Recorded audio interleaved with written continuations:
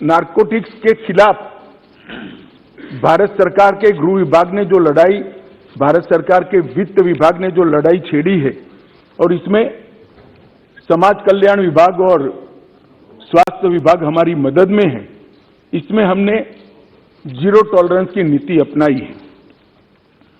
इसके 3 हिस्से हमने रखे हैं। संस्थागत संरचना की मजबूती, जो इंस्टीट्यूशंस हैं इसको स्ट्रॉन्च करना, जवाबदेह करना और सतत मॉनिटरिंग से उसको अलर्ट रखना। सभी नार्को एजेंसियों का, जिसमें स्टेट की नार्को एजेंसी भी आती है मान्यवर, और केंद्र की भी सभी डिपार्टमेंट आते हैं, उनका सशक्तिकरण और समन्वय, उनको एम्पावर करना और सबके बीच में कोऑर्डिनेशन बनाना, और एक विस्तृत अभियान जागरूकता और पुनर्वसन के लिए हाथ में लेना। ये 3 विभागों में ये लड़ाई की संरचना गृह विभाग ने की है, क्योंकि मान्यवर ये सीमा रहित अपराध है। ये अपराध की कोई सीमा ही नहीं। कहीं से बैठकर कोई इसका व्यापार कर रहा है और बच्चे हमारे फंस रहे हैं, नस्लें हमारी बर्बाद हो रही। तो जब तक कोऑपरेशन, कोऑर्डिनेशन और कोलैबोरेशन नहीं होता है, हम इस लड़ाई को जीत नहीं सकते हैं। तो 3 स्तर पर, त्रिसूत्रीय फॉर्मूला पर हम आगे बढ़े हैं, और ये तीनों सूत्रों पर होल ऑफ गवर्नमेंट अप्रोच से आगे बढ़े हैं। ये किसी एक डिपार्टमेंट की लड़ाई नहीं है, किसी एक सरकार की नहीं है। राज्य सरकार हो या केंद्र सरकार, उसके सभी डिपार्टमेंट ने साथ मिलकर और देश की सभी सरकारों ने साथ में मिलकर ये लड़ाई को लड़नी है। मान्यवर, हमने जो प्रमुख इनिशिएटिव लिए हैं, इसमें संस्थागत संरचना की मजबूती के लिए मैं बात करना चाहूंगा। 2019 में हमने 4 स्तरीय एनकोड की स्थापना की है।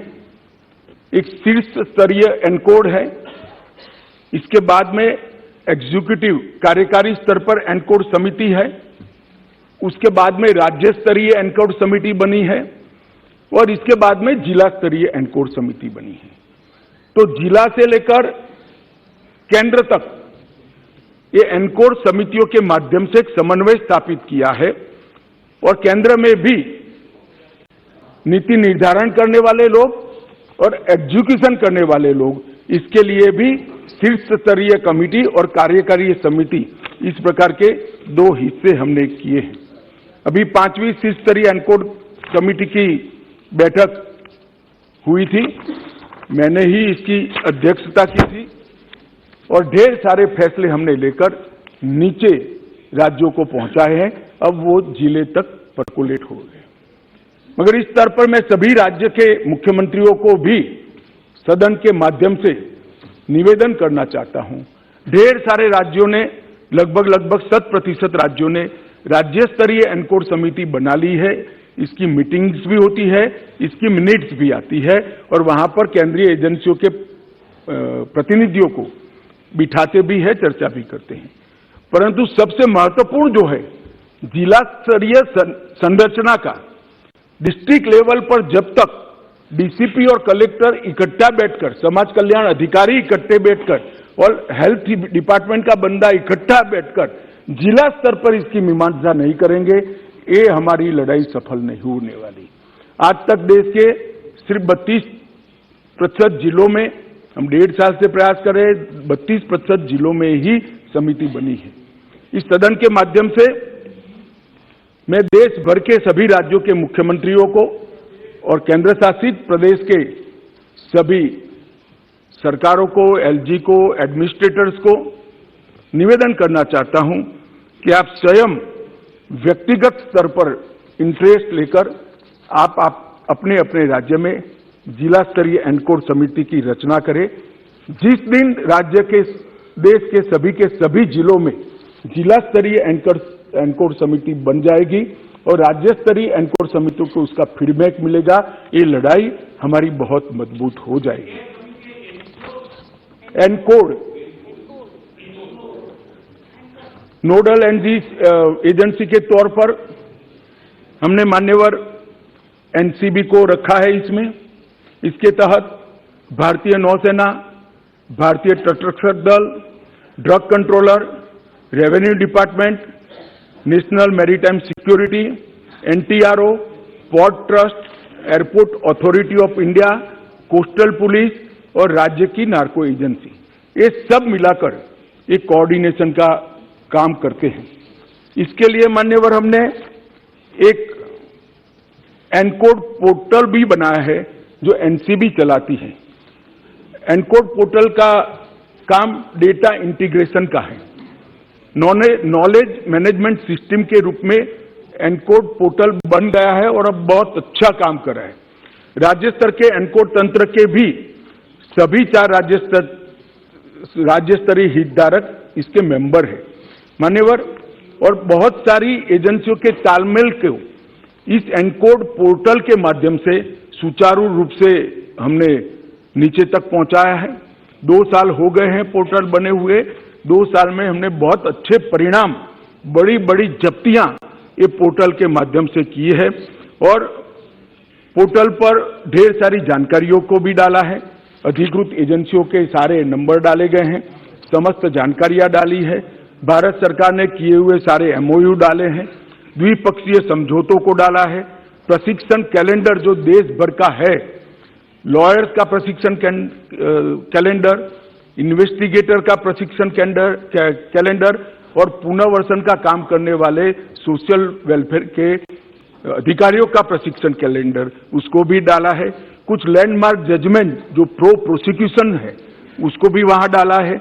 एनुअल रिपोर्ट भी वहां डाल दी जाती है। एनसीबी की हैंडबुक जो क्या करना चाहिए और क्या नहीं करना चाहिए इसके लिए है, वो भी हमने इस पर डाला है। मीटिंग्स की मिनट्स भी इस पर 24 घंटे में अपलोड कर दी जाती है और एटीआर को भी अपलोड कर जाती है। एक प्रकार से संपूर्ण सूचनाएं एक ही जगह से जिले स्तर के, पुलिस स्टेशन स्तर के अधिकारी को भी उपलब्ध हो जाए, इस प्रकार की प्रणाली हम लेकर आए हैं और उसको एक ही छत्र के नीचे चलाकर राज्यों को और पुलिस स्टेशन तक की पूरी चीजों को हमने कोऑर्डिनेट किया है। मान्यवर, अभी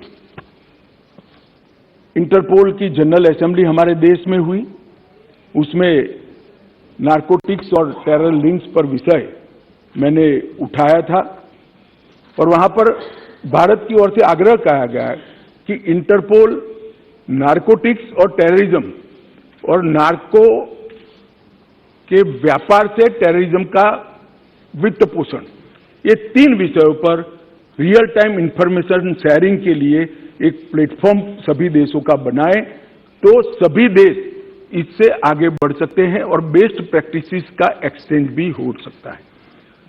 यहीं पर अभी अभी नो मनी फॉर टेरर का पूरे देश भर के गृह मंत्रियों का सम्मेलन हुआ।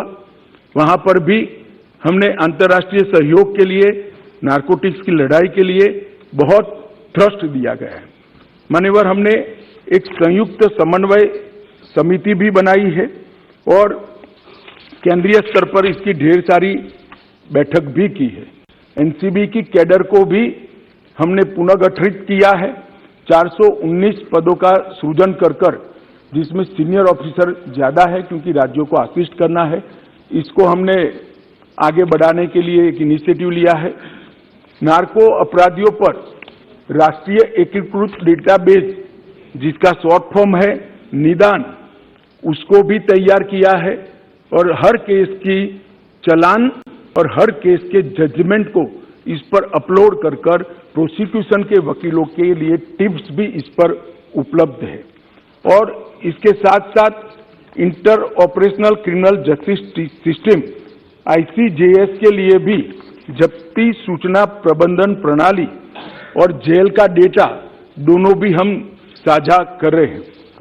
मान्यवर, ड्रग नेटवर्क के चार्ट को भी हमने मैपिंग कर लिया है और पूरे राज्यों में ड्रग आने का रास्ता कौन सा है और उसके नेटवर्क की संभावनाएं क्या है, उसको भी 472 जिलों में हमने मैप कर राज्यों को भेज दिया है। बहुत बड़ी एक्सरसाइज है।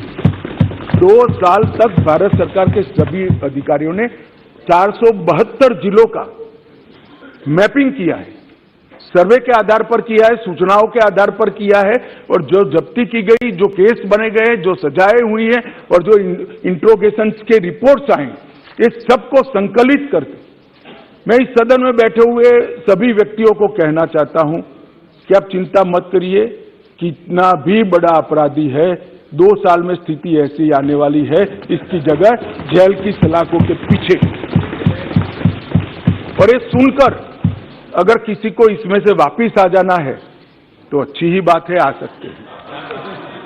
मान्यवर, एनडीपीएस के तहत हमने सीमा सुरक्षा बल, एसएसबी, असम राइफल, ये तीनों को केस करने के अधिकार दे दिए गए हैं, क्योंकि कहते हैं भाई सीमा भारत की जिम्मेदारी है, भारत सरकार की जिम्मेदारी है, निगरानी नहीं रखते, ड्रग वहां से आ रही है। और जब बीएसएफ को अधिकार देते हैं तो कहते हैं राज्यों के अधिकार ले लिए, तो बीएसएफ वहां क्या करेगी भाई? आप बताइए मुझे, क्या करेगी? मान्यवर, ये ऐसा मसला नहीं है। और बीएसएफ कौन सी फॉरेन एजेंसी है? हमारे देश के दुश्मन ड्रग भेज रहे हैं, बीएसएफ वाले पकड़ेंगे, केस करने का अधिकार नहीं है। एसएसबी वाले पकड़ेंगे, केस करने का अधिकार नहीं है। क्या करेंगे निहत्था बैठकर? जो लोग इसको पॉलिटिकल इश्यू बना रहे हैं वो ड्रग के कारोबार का समर्थन कर रहे हैं। एजेंसियां निहत्थी होकर काम नहीं कर सकती मान्यवर, एजेंसियों को अधिकार देना पड़ेगा। और मेरा स्पष्ट मानना है कि एजेंसियों को अधिकार देना चाहिए। हमारी एजेंसियों पर, देश की एजेंसियों पर, देश का संसद को अगर भरोसा नहीं है तो किस हिम्मत से वो काम करें? मान्यवर, इसी तरह से भारतीय तटरक्षक और सारे जो कोस्टल पुलिस स्टेशन बने हैं राज्यों के, उसको भी अधिकार दिया है। रेलवे प्रोटेक्शन फोर्स को भी हमने अधिकार दिया है। और एनआईए को दुनिया भर में अगर हमारे देश में ड्रग के कारोबार से जुड़ी हुई कोई भी इन्वेस्टिगेशन करनी है तो आज एनआईए दुनिया भर के देशों में जाने के लिए इसी संसद ने उसको सशक्त किया है, अधिकार दिया है और एम्पावर किया है। मान्यवर, फाइनेंशियल इन्वेस्टिगेशन के लिए भी हमने ढेर सारे एक्सपर्ट्स हायर किए हैं। वित्तीय दस्तावेजों के विश्लेषण और उस पर से तारण निकालने के लिए ढेर सारी एक्सपर्ट्स की टीम भारत सरकार के गृह विभाग ने हायर की है। रेवेन्यू डिपार्टमेंट ने कई ऐसे सारे सॉफ्टवेयर बनाए हैं जिससे सॉफ्टवेयर के आधार पर ही इसको पकड़ा जा सके। और अभी अभी जो जिक्र करते थे कि गुजरात की बंदरगाह से 3000 किलो नशा पकड़ा गया, जो आज तक का सबसे बड़ा कैच है, वो कस्टम के सॉफ्टवेयर एनालिसिस के आधार पर ही पकड़ा गया। और मान्यवर, अभी कुछ सदस्य पढ़ रहे थे, मैं इस पर कोई टिप्पणी करना नहीं चाहता, सिर्फ एक दृष्टिकोण के बदलाव की विनंती करना चाहता हूं। किस राज्य में से सबसे ज्यादा ड्रग्स पकड़े गए? उसका मतलब हम ये ना निकाले कि वो राज्यों में सबसे ज्यादा ड्रग है। इसका मतलब ये है कि वो राज्य सबसे ज्यादा काम करता है और पकड़ता है। अगर पकड़ते ही नहीं है तो कुछ नहीं पकड़ा जाएगा, तो फिर पंजाब में ड्रग ही नहीं है। अगर पकड़ना नहीं है तो आंकड़े अच्छे ही हो जाएंगे। मगर क्या इस शुतुरमुर्ग नीति से हम देश को बचा सकते हैं? नहीं बचा सकते। हमारा मुंह मिट्टी में डालने से आंधी नहीं चली जाती मान्यवर, आंधी को फेस करना पड़ता है, सीने पे झेलना पड़ता है। बैठ जाओ, बैठ जाओ, बैठ जाओ, बैठ जाओ, बैठ जाओ, बैठ जाओ।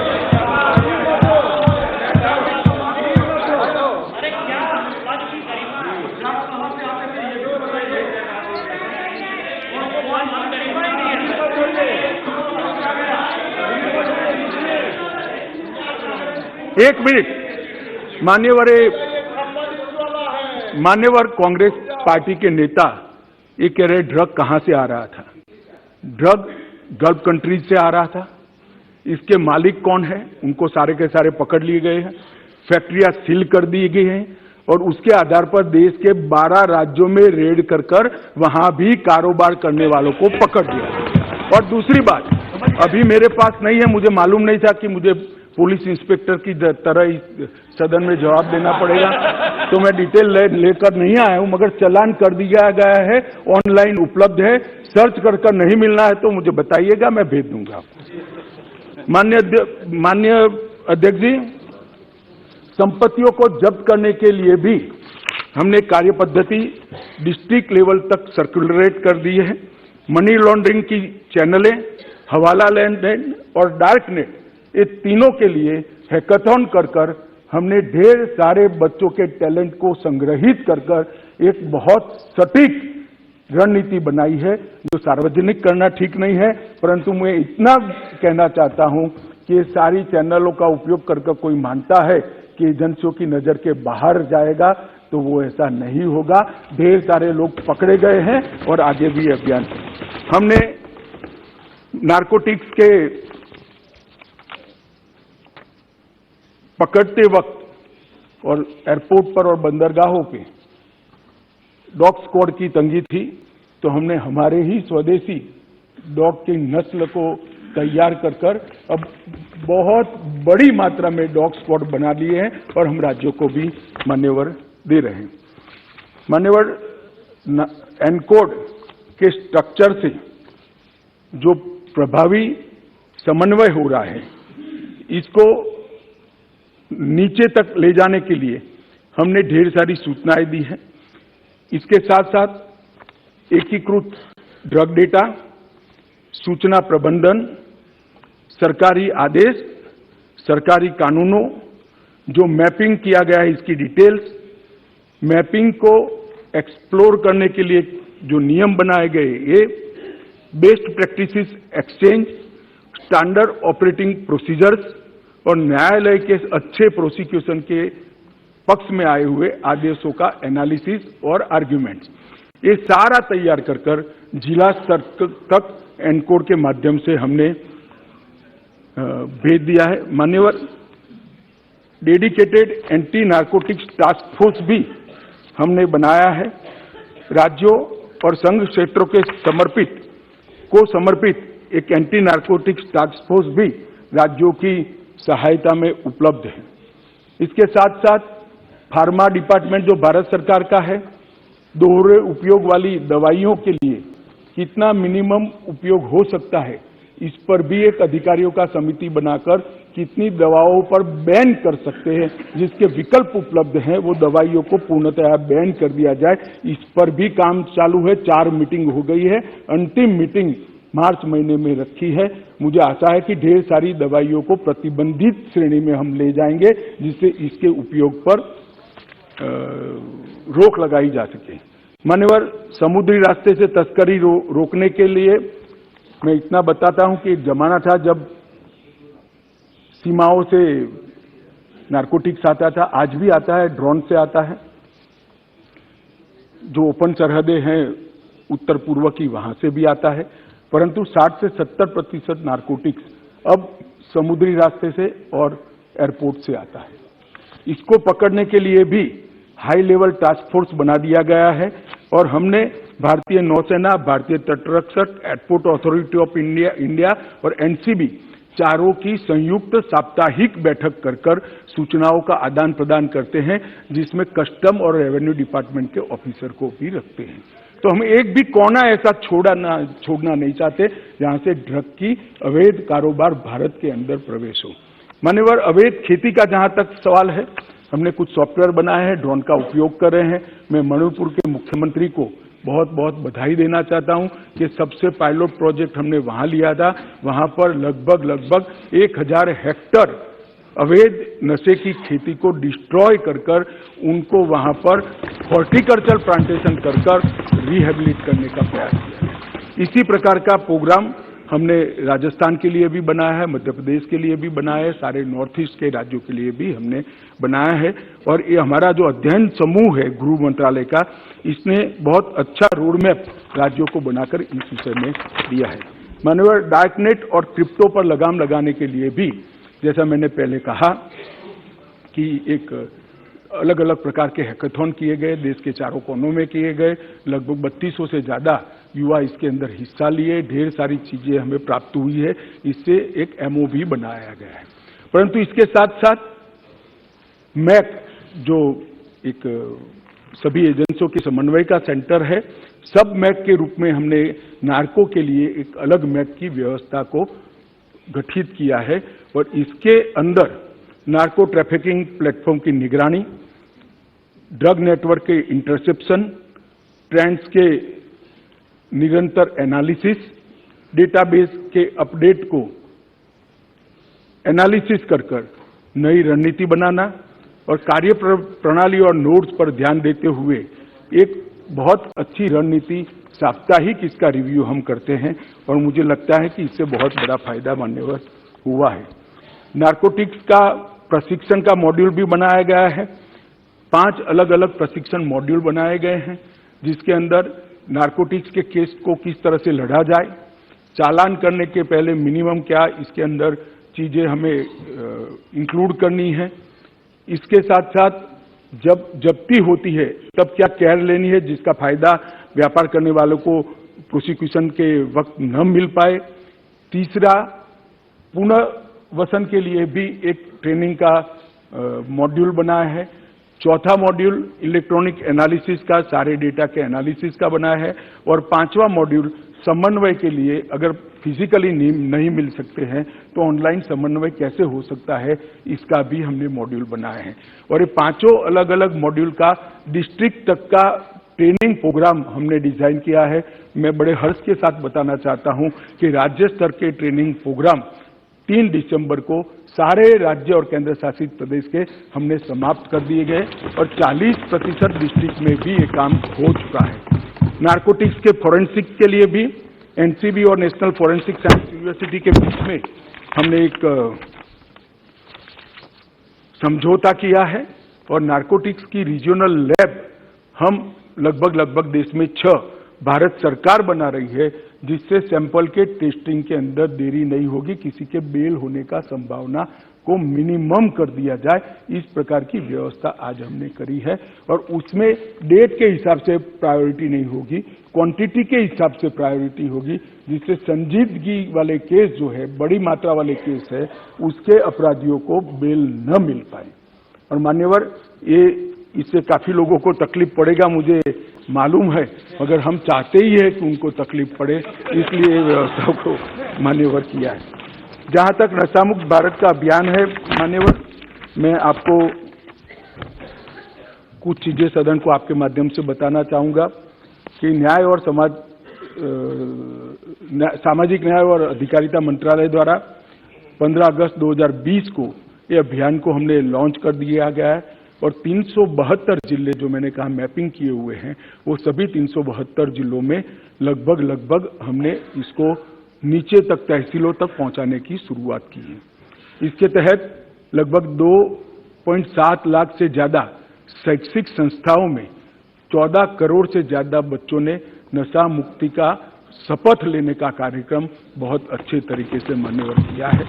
8000 से ज्यादा मास्टर स्वयंसेवकों की पहचान कर दी गई है, जो मिनिमम मानदेय लेकर अपना ये काम करते हैं और सोशल मीडिया अकाउंट के माध्यम से भी इसकी प्रसिद्धि करते हैं। नशा मुक्ति की राष्ट्रीय ऑनलाइन शपथ के माध्यम से लगभग 1 लाख शैक्षिक संस्थाओं को और इसके माध्यम से और युवाओं को इसके साथ जोड़ने का भी हम प्रयास कर रहे हैं। जो ऑनलाइन सफलता होगी, FCRA का जिक्र कर रहे थे, इसमें ढेर सारे NGO भी जुड़े हैं, मगर ये NGO ऐसे हैं जो भारत के समाज को स्वस्थ करना चाहते हैं। कुछ NGO ऐसे होते हैं जो भारत के समाज को प्रताड़ित करना चाहते हैं। दोनों के लिए भारत सरकार की नीति एक नहीं हो सकती। FCRA के कानून का जो पालन नहीं करेगा उसके साथ सख्ती की जाएगी, कोई दया का भाव नहीं रखा जाएगा। विदेश से आए हुए धन के स्रोत राज्य की निगरानी में नहीं हो, ऐसा नहीं चलेगा। बहुत चला लिया जब आपकी सरकार थी, ये नरेंद्र मोदी सरकार है, देश को खत्म करने के लिए देश के अंदर एक कानी पाई भी हम नहीं आने देंगे। आज भी पीएम केयर्स फंड की तफ्तीश होगी। माननीय गृह मंत्री जी। मान्यवर, इस मिशन के अंदर चिन्मय मिशन भी जुड़ा है, रामकृष्ण मिशन भी जुड़ा है, आर्ट ऑफ लिविंग भी जुड़े हैं, ब्रह्मा कुमारीज भी जुड़े हैं, निरंकारी मिशन भी जुड़ा है और ढेर सारे आध्यात्मिक, धार्मिक और सामाजिक संगठन भी जुड़े हैं। इन पर कोई तकलीफ नहीं है, उनको एफसीआरए के कानून से कोई दिक्कत भी नहीं है। मगर जो लोग देश के अंदर देश की डेमोग्राफी को बदलना चाहते हैं और इसके लिए एफसीआरए का उपयोग करना चाहते हैं तो वो कानूनन इसकी इजाजत नहीं दी जा सकती, इस पर सख्त कार्रवाई। मान्यवर, हमने लगभग 341 इंटीग्रेटेड रिहेबिलिटेशन सेंटर भारत सरकार के फंड से बन गए हैं और 300 बना रहे हैं, जिसके अंदर दुनिया भर की आधुनिक से आधुनिक रिहेबिलिटेशन की पद्धतियों को अपनाया जाएगा और हमारे बच्चों को फिर से एक बार देश के विकास के साथ जोड़ने का इसके माध्यम से मान्यवर हम काम करेंगे। और नशीली दवाओं के खिलाफ जागरूकता के लिए हमने सबसे ज्यादा युवाओं को जोड़ने की रणनीति अपनाई है। जैसे जब हम उम्र बात करता है तो जल्दी युवा उसको सुनता है, तो युवा इसकी चपेट में न आए, इसके लिए हमने करे हैं। 41 एडिक्शन ट्रीटमेंट फैसिलिटीज भी सरकारी अस्पतालों में जो बहुत ज्यादा एडिक्ट हो गए हैं, इसके लिए हमने शुरू की है और 75 बनाने का हमारा कार्य योजना है। मान्यवर, 72 आउटरीच ड्रॉप इन सेंटर भी बनाए हैं, जिनको अभी शुरू में लत लगी है, उसको जिसको लत के कारण शरीर बर्बाद हो गया है, मन बर्बाद हो गया है, इसके साथ बिठाते हैं तो भयावह परिणाम देखकर वो नशे की लत से वापिस आता है। ऐसे भी सेंटर हमने लगाए हैं और लगभग 2 लाख परामर्शदाता भी हमने तैयार किए हैं जो ऐसी केस में परामर्श देने का काम करते हैं। मान्यवर, नशा मुक्ति के लिए मैंने जैसे कहा कि एनकोड की बैठक स्वयं मेरी अध्यक्षता में हुई। नशीली दवाओं के दुरुपयोग पर मैंने क्षेत्र वाइज भी सभी राज्यों के मुख्यमंत्रियों के साथ बैठक की है। दक्षिण का बैठक बाकी है, बहुत जल्दी कर दूंगा। बाकी असम भी किया, गुजरात में भी किया, पंजाब में भी किया। क्षेत्रीय बैठक कर भी राज्य के अधिकारियों को संवेदनशील बनाने के लिए हमने काम किया है। और मान्यवर, मैं इतना बताना चाहता हूं कि हमने 75 साल के मौके पर एक लक्ष्य लिया था कि हम 60 दिन के अंदर 75,000 किलो ड्रग को जलाएंगे। मुझे कहते हुए आनंद है, 60 दिन में 1,60,000 किलो से ज्यादा ड्रग को हमने जलाने का काम किया। और ये अभियान जो मैंने सारा बताया, उसको ऑल ओवर मॉनिटरिंग के लिए गृह मंत्रालय के अध्यक्षता में, गृह सचिव की अध्यक्षता में सामाजिक न्याय एवं अधिकारिता सचिव, रसायन और उर्वरक सचिव, स्वास्थ्य सचिव, फार्मा विभाग के सचिव, राजस्व विभाग के सचिव और पोर्ट डिपार्टमेंट और एयरपोर्ट अथॉरिटी के सचिव को इसके साथ एक कोऑर्डिनेशन कमेटी बनाई है जो हर 15 दिन में बैठकर इसकी मीमांसा करती है। मान्यवर, प्रयास तो करते हैं, योजनाएं भी बनती है, मगर कई बार प्रयास करते वो जमीन पर नहीं उतरते। मगर ये एक ऐसी सरकार है जो प्रयास करती है उसको लॉजिकल एंड तक लेकर जाती है। जब हम तय करते हैं कि देश के हर गांव में बिजली पहुंचेगी, तो 70 साल से जहां बिजली नहीं पहुंची, ऐसे 20,000 गांवों में 20 महीनों में हम बिजली पहुंचाते हैं। जब हम तय करते हैं कि हर घर में गैस का सिलेंडर पहुंचाएंगे, तो हम पहुंचाने में सफल होते हैं। और अब तय किया है मोदी जी ने कि जल से नल पहुंचाएंगे। मुझे भरोसा है जल से नल भी पहुंचाएंगे। मान्यवर, हमने तय किया कि इस देश को नशे की लत से, इस देश की युवानी को हम बर्बाद नहीं होने देंगे। कोई कुछ भी मानता हो, इसके नतीजे मिल रहे हैं।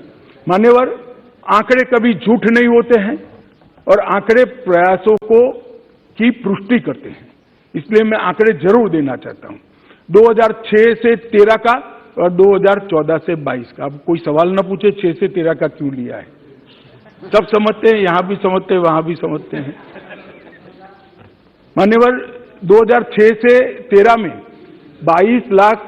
45,000 किलो ड्रग पकड़े गए। 22,45,000। 2014 से 22 में 62,60,000 किलो ड्रग पकड़े गए। मान्यवर, यूनिट्स में देखे तो 10 करोड़ यूनिट्स पकड़े गए और अब मोदी जी के शासन में 24 करोड़ यूनिट पकड़े गए। कीमत में लगभग 23,000 करोड़ की कीमत थी 2006 से 13 में।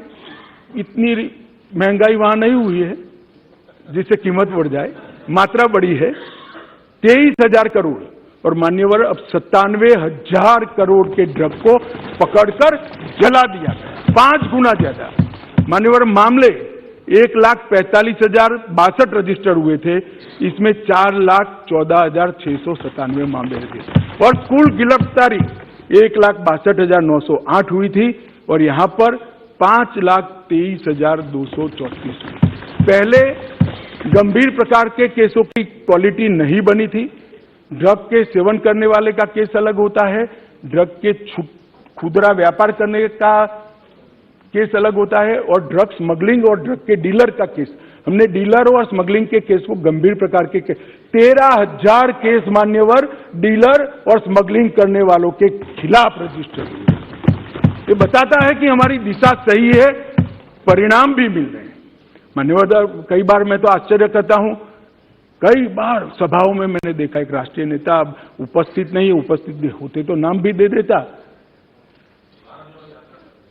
यात्रा में है तो नहीं, मैंने कहा ना, नहीं, मैं सुनिए ना, मेरा सोच के बारे में कुछ नहीं है, समझ के बारे में समझो जरा।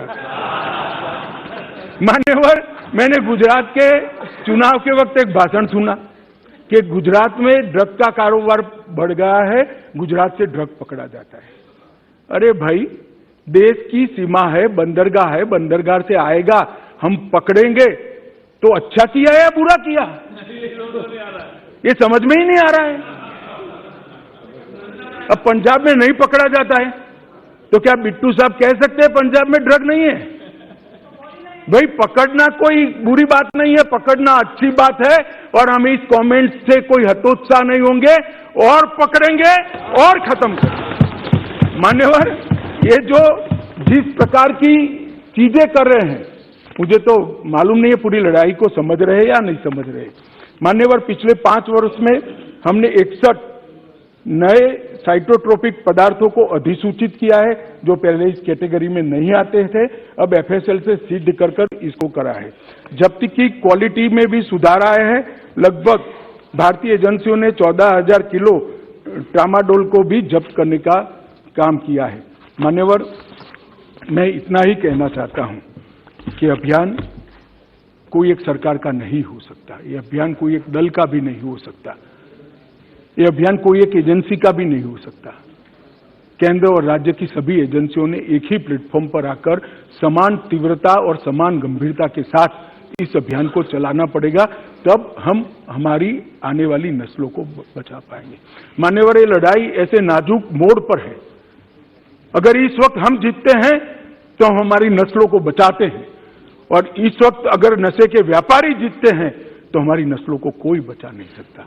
इसलिए मेरा पूरा सदन से अनुरोध है मान्यवर कि इस एक मुद्दे पर हम राजनीति न करें, सभी राज्य की सरकार एक साथ आए, जिला स्तरीय एनकोड की रचना करे और ये जो अभियान मोदी जी के नेतृत्व में भारत सरकार के गृह विभाग ने चलाया है, वो अभियान को सभी लोग मजबूत बनाएं।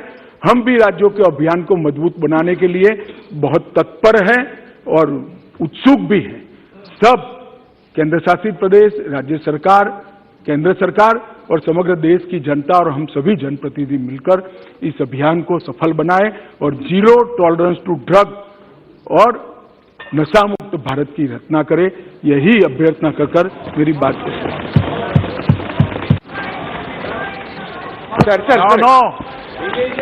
सर मैंने हमने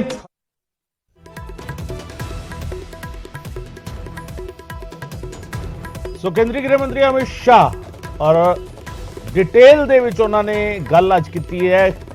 ਡਰੱਗਸ ਨੂੰ ਲੈ ਕੇ ਸਰਕਾਰ ਦੀ ਪਾਲਿਸੀ ਕੀ ਹੈ, ਜ਼ੀਰੋ ਟੋਲਰੈਂਸ ਰਹੇਗੀ, ਜ਼ੀਰੋ ਟੋਲਰੈਂਸ ਪਾਲਿਸੀ ਹੈ ਕੇਂਦਰ ਸਰਕਾਰ ਦੀ, ਔਰ ਉਸ ਤੇ ਅਸੀਂ ਲਗਾਤਾਰ ਕਾਰਵਾਈ ਕਰ ਰਹੇ ਹਾਂ। ਤੇ ਜ਼ੀਰੋ ਟੋਲਰੈਂਸ ਪਾਲਿਸੀ ਨੂੰ ਲੈ ਕੇ ਕਿਸ ਤਰੀਕੇ ਕਾਰਵਾਈ ਕੀਤੀ ਜਾ ਰਹੀ ਹੈ, ਕਿਸ ਤਰੀਕੇ ਐਨਕੋਡ ਕਮੇਟੀ ਜਿਹੜੀ ਹੈਗੀ ਉਹ ਬਣਾਈ ਹੈ, ਉਸ ਦਾ ਜ਼ਿਕਰ ਉਹਨਾਂ ਨੇ ਕੀਤਾ। ਪਿਛਲੀਆਂ ਸਰਕਾਰਾਂ ਵੇਲੇ ਜਿਹੜੀ ਕਾਰਵਾਈ ਕੀਤੀ ਜਾਂਦੀ ਸੀ ਉਸ ਦੇ ਅੰਕੜਿਆਂ ਦਾ ਜ਼ਿਕਰ ਕੀਤਾ, ਔਰ ਮੌਜੂਦਾ ਸਰਕਾਰ ਵੇਲੇ 2014 ਤੋਂ ਬਾਅਦ ਦੇ ਅੰਕੜਿਆਂ ਦਾ ਜ਼ਿਕਰ ਕੀਤਾ, ਔਰ ਸਾਫ਼ ਤੌਰ ਤੇ ਕਿਹਾ ਕਿ ਦੋ ਲੈਵਲ ਤੇ ਸਾਨੂੰ ਦੇਖਣਾ ਹੋਏਗਾ। ਜਿਹੜਾ ਨਸ਼ਾ ਕਰਨ ਵਾਲੇ ਨੇ ਉਹ ਪੀੜਤ ਨੇ, ਔਰ ਜਿਹੜੇ ਨਸ਼ਾ ਵੇਚਦੇ ਨੇ ਉਹਨਾਂ ਦੇ ਖਿਲਾਫ ਸਾਨੂੰ ਸਖਤੀ ਜਿਹੜਾ ਹੈਗਾ ਉਹ ਕਰਨੀ ਹੋਏਗੀ। ਪੀੜਤ ਜਿਹੜੇ ਨੇ ਉਹਨਾਂ ਲਈ ਸੰਵੇਦਨਸ਼ੀਲ ਹੋਣਾ ਪਏਗਾ ਸਮਾਜਿਕ ਪੱਧਰ ਤੇ ਵੀ, ਤੇ ਜਿਹੜੇ ਨਸ਼ਾ ਵੇਚਦੇ ਨੇ ਉਹਨਾਂ ਦੇ ਖਿਲਾਫ ਸਖਤੀ ਜਿਹੜਾ ਹੈਗਾ ਉਹ ਵਰਤਣੀ ਹੋਵੇਗੀ। ਕੋਈ ਵੀ ਕਿਸੇ ਵੱਡੇ ਪੱਧਰ ਦਾ ਹੋਵੇ ਉਸ ਨੂੰ ਛੱਡਿਆ ਨਹੀਂ ਜਾਵੇਗਾ।